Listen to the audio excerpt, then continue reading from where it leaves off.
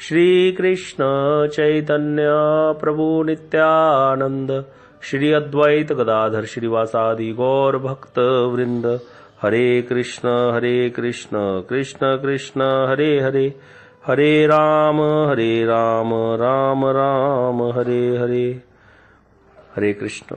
मैं सबसे पहले अपने गुरुपाद पद्म नित्य लीला प्रविष्टों विष्णुपाद अष्टोत्तर शत श्री श्रीमद भक्ति विज्ञान भारती गोसाई महाराज जी एवं नित्य लीला प्रविष्टों विष्णुपाद अष्टोत्तर शत श्री श्रीमद भक्ति विदाशिला नारायण गोसाई महाराज जी के अभय चरण कमलों में दंडोत प्रणाम अर्पित करता हूँ।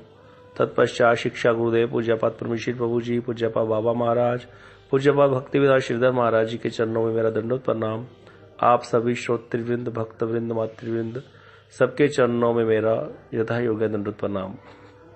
हम लोग श्री चैतन्य महाप्रभु जी की गया यात्रा का वर्णन जो है श्रवण कर रहे थे, जिसमें आया था कि महाप्रभु ने क्या किया, ज्वर अपने ऊपर प्रकाशित करने की लीला की। जब महाप्रभु को ज्वर आया तो सब छात्रों ने पूछा, उनके छात्र उनके साथ गए थे, तो रास्ते में जब ज्वर आया तो उन्होंने पूछा कि एक विप्र का चरणोदक पान करने से ज्वर जा सकता है। तो किसी भक्त विप्र का चरणोदक लाके दिया गया तो महाप्रभु जो है उनका ज्वर चला गया। तो यहाँ पे कई प्रकार के विचार, प्रभुपाद जी की टीका, श्रील भक्ति सिद्धांत सरस्वती प्रभुपाद जी की टीका हमने श्रवण की थी, जिसमें जो सार यह निकला था कि अगर कोई व्यक्ति भक्ति में आगे बढ़ चुका है, कर्म और ज्ञान से उसका जो है अभी विरत हो गया है, बताया गया ना शास्त्र में, तावत कर्माणि कुर्वीत न निर्विद्यत यावता मत कथा श्रवणादो श्रद्धा यावर न जायते। ये श्लोक बड़ा ही इंपॉर्टेंट है, बड़ा ही महत्वपूर्ण है। क्या बता रहे हैं, तावत कर्माणि कुर्वीत, तब तक कर्म करो, न निर्विद्यत यावता, जब तक कि कर्मों से निर्वेद ना हो जाए, मतलब कर्मों से वैराग्य ना हो जाए। या फिर क्या बताया, मत कथा श्रवणादो व श्रद्धा यावर न जायते, जब मेरी कथा में श्रद्धा जो है जाग जाए। दोनों कंडीशन होनी चाहिए, जानी है इसमें और है, ये भी होना चाहिए, ये भी होना चाहिए। इसमें मुख्य जो है भगवान की कथा में श्रद्धा होगी। तो जिसकी भगवान की कथा में बहुत अच्छी अधिक श्रद्धा होगी, कथा श्रवण में, भक्तों का संग करने में, नाम जप करने में, तो उसका अधिकार बढ़ चुका है। अब वो साधारण लोगों से उसकी स्थिति बहुत ऊपर हो गई है। इसीलिए वो व्यक्ति फिर कर्म के पचड़े में नहीं पड़ता, कर्म कांड के किसी भी प्रोसेस में नहीं जाता। इसीलिए अगर वो इस प्रकार से सब वर्णाश्रम धर्म के जितने भी प्रकार के अलग अलग नियम बताए गए हैं उनका त्याग भी करता है तो उसको कोई दोष नहीं होता। यह बात गीता में बताई गई है। भगवान ने अर्जुन को लास्ट में गीता के 18वें अध्याय में श्लोक आता है 66वां 18/66, ये श्लोक है 18/66 श्लोक है गीता में। क्या बताया गया है कि सर्वधर्मान परित्यज्य माम एकम शरणम व्रज अहम त्वाम स्वपापेभ्यो मोक्षयिष्यामि मा शुच। भगवान कह रहे हैं कि सभी प्रकार के धर्मों का परित्याग करके मेरी शरण में आ जाओ, मैं तुम्हें सब धर्मों से मुक्त कर, सब पापों से मुक्त कर दूंगा, सब पापों से मुक्त कर दूंगा। और क्या करूंगा, मां शुच, चिंता मत करो। ये आश्वासन भी दे रहे हैं आगे भगवान। तो यहाँ पे जो भगवान ने सब धर्मों का परित्याग करने की बात की है, कौन से धर्म, जो ये कई प्रकार के हम धर्म अपना लेते हैं। जैसे जीव जन्म लेता है उसके कई प्रकार के धर्म होते हैं। एक मनुष्य का धर्म होता है, एक स्त्री का धर्म होता है, पुरुष का धर्म होता है, पति का धर्म होता है, पिता का धर्म होता है, वर्णाश्रम धर्म होता है। तो ये वर्णाश्रम धर्म, चलो पिता पुत्र, ये सारे धर्म तो हमें पता होते हैं कि सेवा करनी चाहिए, आचार्य देवो भव, मातृदेवो भव, पितृदेवो भव, कई प्रकार के धर्म बताए गए हैं वेदों में भी। लेकिन ये वर्णाश्रम धर्म क्या होता है, इसके बारे में भी थोड़ा अच्छे से समझ लीजिए। वर्ण आश्रम धर्म, वर्ण और आश्रम, इसका जो धर्म है, वर्ण किसको बोलते हैं और आश्रम किसको बोलते हैं, इसको अच्छे से समझना पड़ेगा। कलयुग में मनुष्य की जो आयु है वो 100 वर्ष निश्चित की गई। अगर 100 वर्ष की आयु पूरी लगा ली जाए किसी की, तो उसको 4 भागों में डिवाइड किया गया। पहले 25 साल, फिर आगे के 25 से 50, 50 से 75, 75 से लेके 100 वर्ष तक। तो ये 4 जो है आयु के जो है डिवाइड कर दी गई 4 भागों में 100 वर्ष की आयु को। तो उस 4 भागों में डिवाइड करने को बोलते हैं आश्रम। ये 4 आश्रम बना दिए गए। फिर पहले 1 से लेके 25 वर्ष तक जो व्यक्ति है उसको बोला जाता है ब्रह्मचारी, ब्रह्मचर्य आश्रम है, ये ब्रह्मचारी आश्रम है। उसके बाद 25 से लेके 50 तक जो उसकी मर्जी होती है, अगर वो दीक्षित होने के बाद शादी करना चाहता है तो विवाह कर लेता है, अगर भक्ति करना चाहता है तो घर से निकल जाता है, तो अगर विवाह करना चाहता है तो वो गृहस्थ आश्रम हो गया 25 से 50 तक। 50 से लेके 75 तक हमारे शास्त्रों में बताया गया कि फिर वो पत्नी को साथ लेकर के या अकेला जाके जंगल में रहेगा और भजन करेगा, कंदमूल खाएगा, उसको बोला जाता है वानप्रस्थ। पहला बताया गया ब्रह्मचर्य, दूसरा बताया गया गृहस्थ, तीसरा वानप्रस्थ आश्रम, और चौथा बताया गया फिर पत्नी को भी त्याग कर देगा, भगवय वस्त्र ले लेगा, संन्यास धारण कर लेगा और दंड लेकर के जो है परिव्राजक बन के जगत का उद्धार करेगा, सेवा में लग जाएगा, अपने आप को पूर्ण रूप से समर्पित कर देगा भगवान के चरणों में, उसको बोलेगा संन्यास आश्रम। तो ये 4 आश्रम हुए। वर्ण किसको बोलते हैं? जैसे ब्राह्मण, क्षत्रिय, वैश्य और शूद्र, ये 4 ही प्रकार के लोग पाए जाते हैं। कोई भी देश हो, कोई भी सिस्टम हो, वहां पे कोई भी बड़ा से बड़ा, छोटा से छोटा देश हो, वहां पे 4 ही प्रकार के लोग पाए जाएंगे, ब्राह्मण, क्षत्रिय, वैश्य और शूद्र। ब्राह्मण किसको बोलते हैं? जो विद्या का दान करते हैं, विद्या देते हैं, वेद पढ़ाते हैं, वेदों का अध्ययन करते हैं। भारत में अगर वेद है तो वेद पढ़ाते हैं। अगर हम अमेरिका की बात करें, वहां तो कोई वेद नहीं पढ़ाता, लेकिन वहां टीचर्स तो हैं ही, तो वहां भी ब्राह्मण है, वहां भी वो 4 प्रकार की वर्ण प्रणाली देखी जाएगी, ब्राह्मण। और क्षत्रिय किसको बोलते हैं? जो रक्षा करते हैं, वॉरियर्स जो होते हैं, जो देश की रक्षा करते हैं। तो पहले क्षत्रिय राजा होते थे, जिनका काम क्या होता था? रक्षा करना सबकी। तो इसीलिए प्रजा उनको कर भी देती थी, प्रजा से कर वसूल करते थे, और उसी से फिर क्या करते थे? वो हथियार खरीदते थे, जिससे देश की रक्षा होती थी। अभी भी ऐसे ही होता है। हम लोगों से जो कर लिया जाता है, हमसे जो टैक्स लिया जाता है, उससे क्या होता है? देश की सुरक्षा के लिए बड़े बड़े हथियार खरीदे जाते हैं और सैनिकों को भर्ती किया जाता है। वो क्या है? जो सैनिक है वो क्या है? क्षत्रिय है हमारे देश के। अब वो क्या करते हैं? बॉर्डर्स पे जाके लड़ाई करते हैं। तो यहाँ ब्राह्मण भी है, क्षत्रिय भी है। तीसरे हुए वैश्य। वैश्य किसको बोलते हैं? जिनके 4 प्रकार के कर्म बताए गए शास्त्रों में। 4 प्रकार के कर्म क्या होते हैं वैश्य के? वाणिज्य अर्थात व्यापार करना, कृषि, पशुपालन, कृषि करना मतलब खेती करना, पशुपालन करना तीसरा, और चौथा ब्याज देना और ब्याज लेना। ये वैश्य के 4 कर्म बताए गए। वैश्य 4 प्रकार से अपने घर को चला सकता है। ये वैश्य का धर्म है कि वो इस प्रकार से काम करेगा। या तो वो क्या करेगा? कृषि करेगा, या व्यापार करेगा, या वो पशुपालन करेगा, या फिर ब्याज पे पैसा देना, ब्याज पे पैसा लेना। ये 4 प्रकार के कार्य जो भी कोई व्यक्ति करता है उसको वैश्य बोला जाएगा। तो ये वैश्य हो गया। चौथा हो गया शूद्र। शूद्र जो है चतुर्थ वर्ण आता है। चतुर्थ वर्ण का काम क्या होता है? तीनों वर्णों की सेवा करना। ये कोई भी आप देश देख लो, कोई भी देख लो संस्था, वहां पे ये 4 प्रकार के लोग जरूर दिखेंगे आपको, ब्राह्मण, क्षत्रिय, वैश्य और शूद्र। जो 4 प्रकार के काम हमेशा डिवाइड होंगे। तो ये ब्राह्मण, क्षत्रिय, वैश्य और शूद्र, और उधर से ब्रह्मचारी, गृहस्थ, वानप्रस्थ और संन्यास, इन 4 वर्णों और 4 आश्रमों के लिए शास्त्रों में जो व्यवस्थाएं बताई गई हैं कि इस प्रकार से करेगा, ब्राह्मण किस प्रकार से आजीविका चलाएगा। ब्राह्मण तो क्या करेगा? वेद पठन करेगा और पढ़ाएगा, तो उसको आजीविका इसी से चलेगी। छात्र उसको क्या प्रदान करेंगे? गुरु दक्षिणा प्रदान करेंगे, उसके घर में सामान पहुंचा देंगे, या फिर कभी मॉनिटरी टाइप से भी हेल्प हो सकती है। इसी प्रकार से ब्राह्मण अपनी आजीविका चलाएगा। और ब्राह्मण के लिए बताया गया संतुष्ट रहेगा, हमेशा वो हमेशा संतुष्ट रहेगा। जो ब्राह्मण लोभी होगा वो ब्राह्मण नहीं माना जाएगा। संतुष्टि ही उसका गुण होता है ब्राह्मण का। तो ये ब्राह्मण का गुण है। वैश्य को क्या बताएगा? जिसको धन से कभी भी क्या नहीं होगी? संतुष्टि नहीं होगी। वैश्य वो होगा जो हमेशा कहेगा धन आ जाए और धन आ जाए। इसीलिए जितने भी बनिए होते हैं उनके अंदर ये प्रवृत्ति देखी जाती है, वो संतुष्ट नहीं होते कभी भी धन से।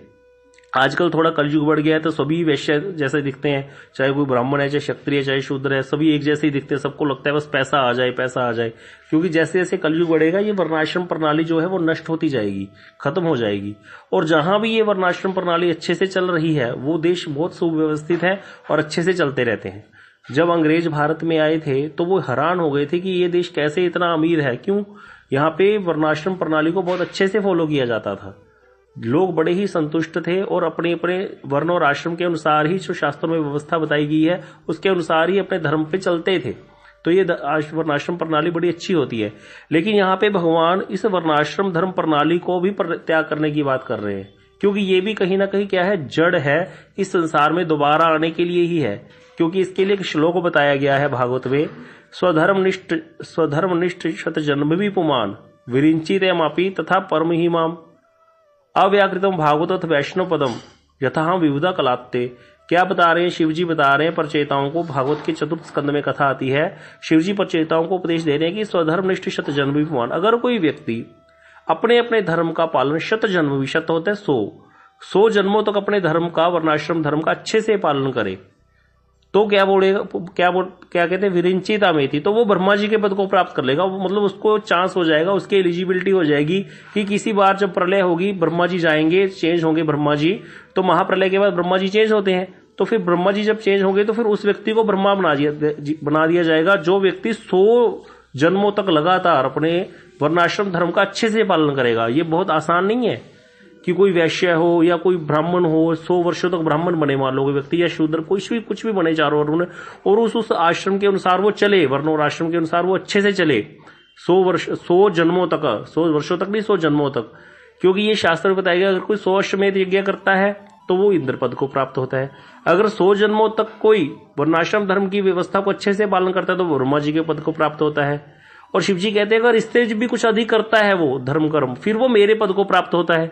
लेकिन आगे इसी श्लोक की अगली लाइन में बोलते हैं शिव जी प्रचेताओं को, अव्याकृतम भागवतो अथ वैष्णव पदम, कि ये वैष्णव पद तो अव्याकृत है, कि ये वैष्णव पद को यथा विविधक लाते, कि एक वैष्णव, एक जो व्यक्ति दीक्षित है, जो गुरु पदाश्रय करके क्या करने लग गया, भगवान का नाम जप करने लग गया, हर समय नियम से माला कर रहा है, तुलसी जी को जल दे रहा है, नियम से एकादशी कर रहा है, सब नियमों का अच्छे से पालन कर रहा है, वैष्णवों की सेवा कर रहा है, हरि कथा को श्रवण कर रहा है, ऐसा जो वैष्णव है, बता रहे शिव जी कहते हैं वो उस पद को पहले ही प्राप्त कर चुका, जिस पद को हम लोग अपनी अपनी आयु को भोगने के बाद प्राप्त करेंगे। यथा हम विविधा कलाते, हम कलाते मतलब कल्प के अंत के बाद, जब शिव जी कहते ब्रह्मा जी और मैं जिस चीज को प्राप्त करेंगे, जिस पद को, वो एक वैष्णव पहले ही पद को, उस पद को प्राप्त कर जाता है। एक विष्णु को भजन करने वाला, कृष्ण का भजन करने वाला एक जो वैष्णव है, एक भक्त है, उस पद को पहले ही प्राप्त कर लेता है। इतनी बड़ी महिमा बताई है शिव जी ने एक भक्त की, एक वैष्णव की। ये शिव जी ने प्रचेताओं को उपदेश दिया था भक्ति का, तो फिर वो सारे ही भक्त बन गए थे ब्रह्मा जी के पुत्र। ये कथा आती है भागवत में।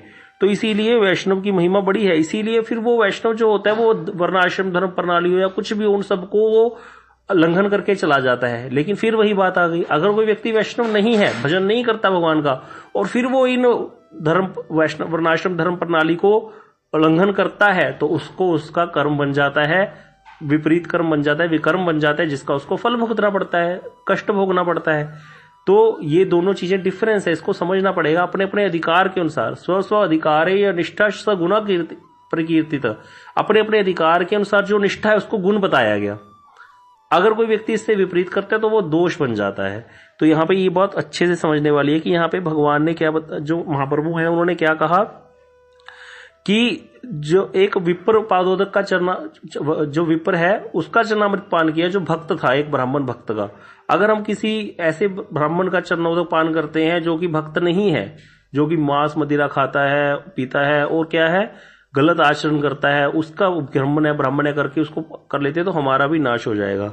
तो यहाँ पे ये भी बताया गया। और दूसरी एक चीज यहाँ पे एक और क्या बताई गई थी कथा में, कि यहाँ पे भगवान ने एक श्लोक बताया है गीता में कि ना बुद्धि भेदम जनेद ज्ञानाम कर्म संगीनाम, कि जो व्यक्ति कर्मी है, जिनकी कर्म कांड में आस्था है, उसके मन में, उसके हृदय में, उसकी बुद्धि में भेद पैदा नहीं करेगा एक व्यक्ति इस प्रकार कथाएं सुना सुना के कि कर्म तो जड़ है, क्योंकि उसका अधिकार ही नहीं है भक्ति में। तो इसीलिए ये दोनों चीजें ध्यान रखने वाली है। अगर किसी को कथा बोलनी है तो 2-3 बार समझाना है, अगर उसको समझ में नहीं आता तो उससे यही समझना चाहिए इसका भी अधिकार ही नहीं है, इसको भी समझाने से भी समझ में आएगा नहीं। उससे ज्यादा क्या करो, कुछ धन लेके वैष्णव सेवा में लगवा दो, क्योंकि वो व्यक्ति कर्मी है, उसको इस प्रकार से अच्छा लगता है दान पुण्य करना, तो उसको उससे वही दान पुण्य का पैसा लेके ठाकुर जी की सेवा में, वैष्णव की सेवा में लगा दो।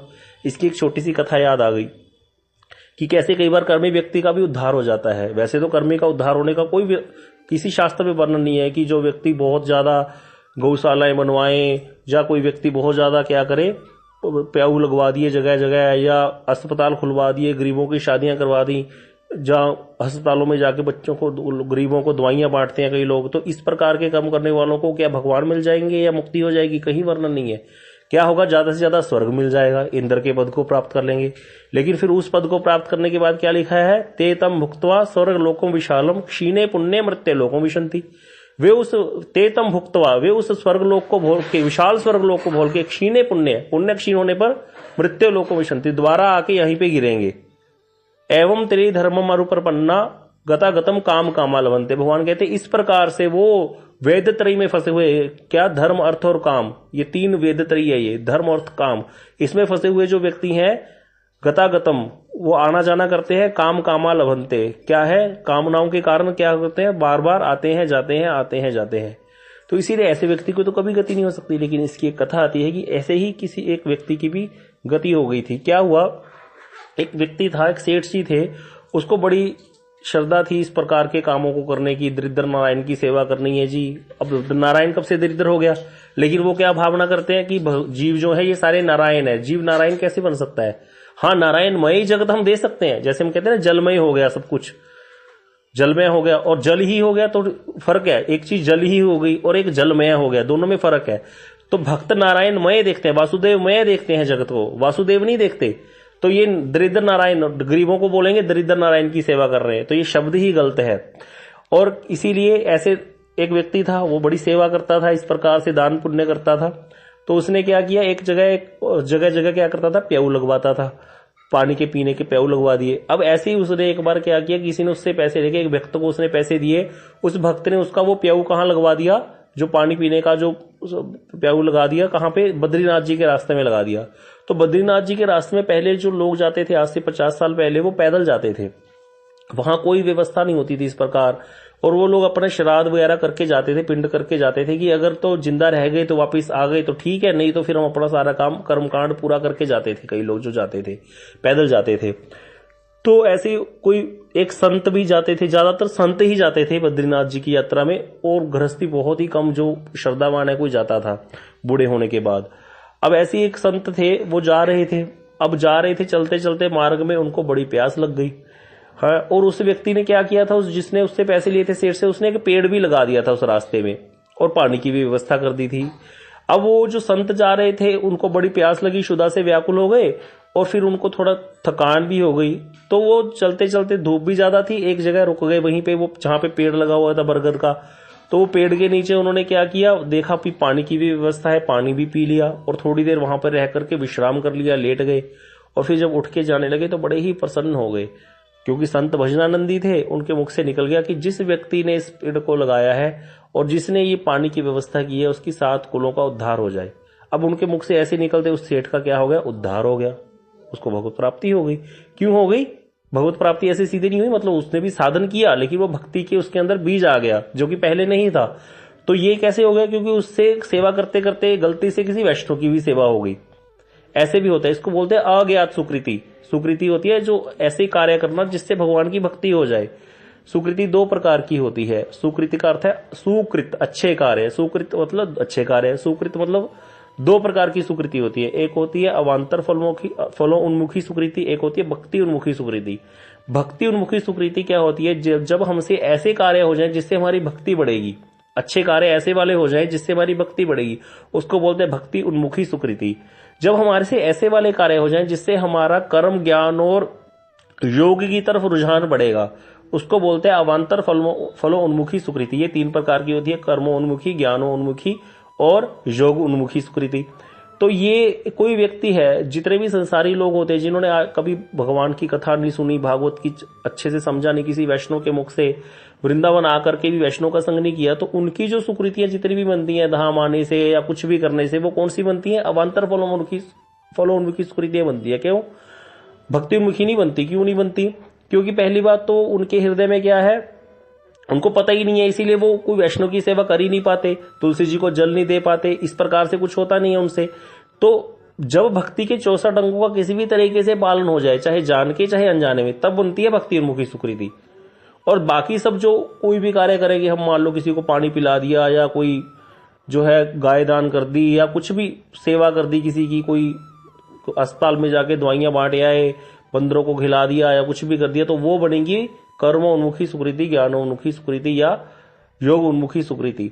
तो उससे हमारा रुझान कर्म, ज्ञान और योग की तरफ बढ़ेगा। जब हमसे गलती से कोई ऐसे, जैसे आती है कथा कि एक बार एक मुसलमान था, वो पानी दे रहा था बगीचे में, वहां तुलसी जी का भी पौधा लगा हुआ था, पानी देते देते चक्कर भी काट रहा था गोल गोल। तो वो उससे गलती से क्या हुआ, तुलसी जी की परिक्रमा भी हो गई 4। अब उसको कुछ पता है नहीं, है ना। अब परिक्रमा भी हो गई और क्या हुआ, तुलसी जी को जल भी दे दिया, तो तुलसी जी का सिंचन हो गया और क्या हो गया, परिक्रमा भी हो गई। तो इससे उसकी सुकृति बन गई है भक्ति उन्मुखी सुकृति, जिससे उसको किसी जन्म में भक्ति हो जाएगी। इसी प्रकार किसी भी तरह से जान के या अनजाने में भक्ति उन्मुखी सुकृति होने से भक्ति बढ़ती है।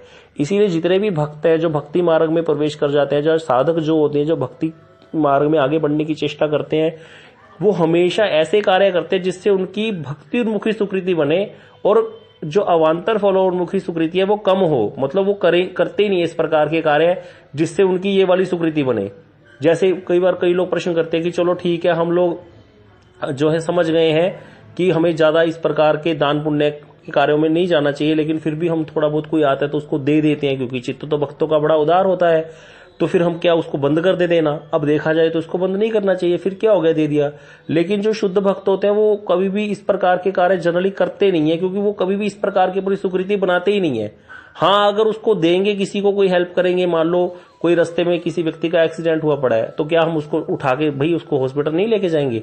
लेके जाना चाहिए, ये तो कोई मानवता नहीं है, लेके जाना है। लेकिन साथ साथ उसको थोड़ी भक्ति की भी शिक्षा देनी, उसको ठाकुर जी का प्रसाद देना है, उसको ठाकुर जी की प्रसादी माला दे देना, जिससे कि उसका कहीं ना कहीं किसी तरीके से भक्ति में थोड़ा उसके मतलब भक्ति उन्मुखी सुकृति बन जाए। नहीं तो हमारी क्या हो जाएगी, हमारी जो है कर्म उन्मुखी सुकृति बन जाएगी। हमने एक कर्म कर दिया, किसी एक साधारण व्यक्ति की हेल्प कर दी, ये हमारा कर्म बन गया। अच्छा कर्म, कर्म चाहे अच्छा हो चाहे बुरा हो, उसका फल भोगने के लिए हमें यहां आना पड़ेगा। तो इसीलिए क्या होता है कि जब भी कुछ हमें किसी की हेल्प करनी है, जैसे कई बार सिग्नल पे लोग भीख मांग रहे होते हैं, तो जितने भी गौड़िया मठ या इसको उनके डिवोटीज हैं उनको कभी मना नहीं करते। उन भीख मांगने वालों को बोलेंगे चलो हरे कृष्णा बोलो, वो हरे कृष्णा बोलते रहते कितनी देर खड़े वहां मंत्र, फिर उनको पैसे दे देंगे। पैसे कम देते हैं, ज्यादातर प्रसाद ही देते हैं, क्योंकि उनको पता है कि प्रसाद खाने से इसकी बुद्धि में थोड़ा चेंज आएगा। तो इसीलिए हमेशा अपने बैग में प्रसाद रखते हैं। ठाकुर जी का भक्त है, प्रसाद दे देते हैं उनको, बड़े खुश होते हैं। जनरली देखा जाता है वो सिग्नल पे कभी भी बच्चे भीख मांगने वाले दिल्ली में या कहीं भी बॉम्बे में देखा जाता है, जब भी देखते हैं ना तिलक लगा हुआ है, धोती पहनी हुई है, या गाड़ी में देख लेते हैं दूर से बच्चे भीख मांगने वाले, तो वो दूर से बोल करने लग जाएंगे हरे कृष्णा हरे कृष्णा। उनको पता है इनसे बड़ा अच्छा प्रसाद मिलेगा, अब बड़े खुश होते हैं। और वो इस्कॉन वाले जितने भी गौड़िया मठ के डिवोटीज होते हैं उनको बड़ा प्रसाद देते हैं।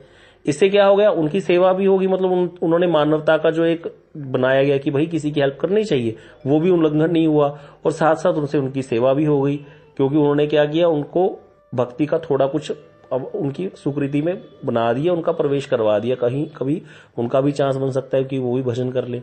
तो इसीलिए इस चीज पे बहुत ध्यान रखना चाहिए कि हमसे किसी न किसी तरीके से भक्ति के 64 अंगों का पालन हो जाए।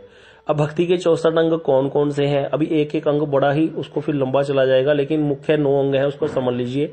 श्रवण, कीर्तन, विष्णु स्मरण, भगवान की कथा को श्रवण करना, भगवान का कीर्तन करना, उसी कथा को बोलना और उसका स्मरण करना, भगवान की लीलाओं का। पाद सेवन, भगवान की चरणों की सेवा करना, अर्चन करना, भगवान का पूजा करना, है ना, दस्य भाव से भगवान की सेवा करना, सख्य भाव से भगवान की सेवा करना, आत्म निवेदन करना भगवान को, भगवान के शरणागत होकर के भजन करना। तो ये 9 प्रकार की भक्ति बताई गई है। उसमें भागवत कथा श्रवण करना, मथुरा वास करना, धाम में वास, ये भी भक्ति उन्मुखी सुकृति में आ जाएगा, भक्ति का अंग है।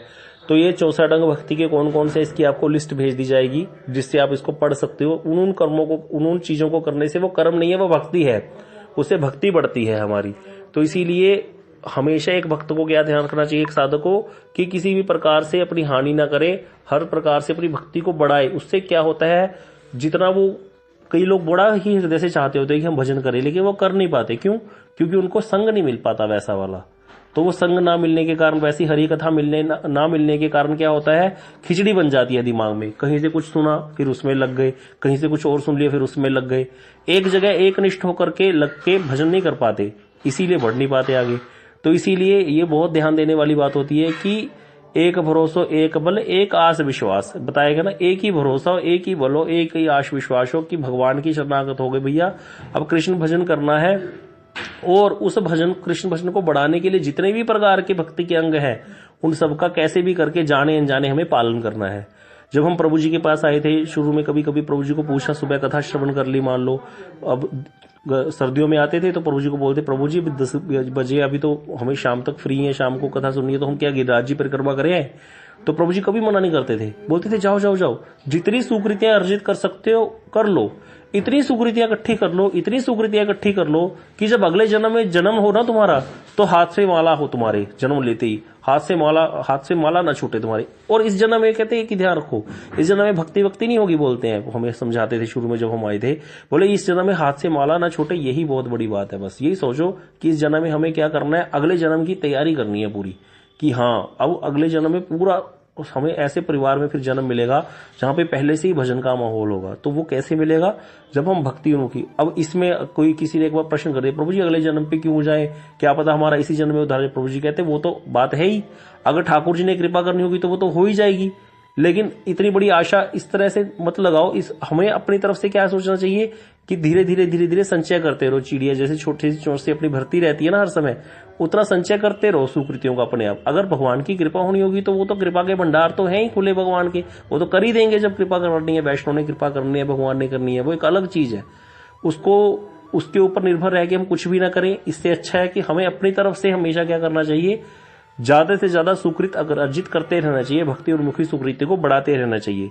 ये बहुत ही इंपॉर्टेंट बात है। इसको समझ में जिसको आ जाए ना, ये कर्म उन्मुखी सुकृति, ज्ञान उन्मुखी सुकृति और भक्ति उन्मुखी सुकृति का डिफरेंस क्या है, कर्म और भक्ति का डिफरेंस क्या है, जिसको ये समझ आ जाए, फिर वो भक्ति में आगे बढ़ जाता है बहुत। फिर उसको पता चल जाता है, चीजें समझ में आने लग जाती है, फिर वो वही कार्य करता है जिससे उसकी भक्ति बढ़ेगी। ये बहुत इंपॉर्टेंट बात है।